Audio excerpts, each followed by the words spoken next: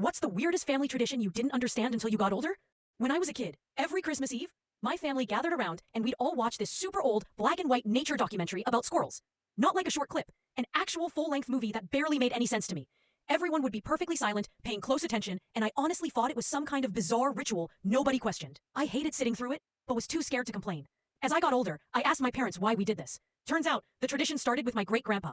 He was a huge fan of squirrels because he grew up poor and said squirrels symbolized survival and resourcefulness to him. The film was his favorite, and watching it every Christmas Eve was his way of reminding the family to appreciate life's little things and push through hard times. The weird part? My family barely talks about any of that anymore. The ritual stuck just because no one wanted to break it, and it became less about the meaning and more about the fact that it's always been done.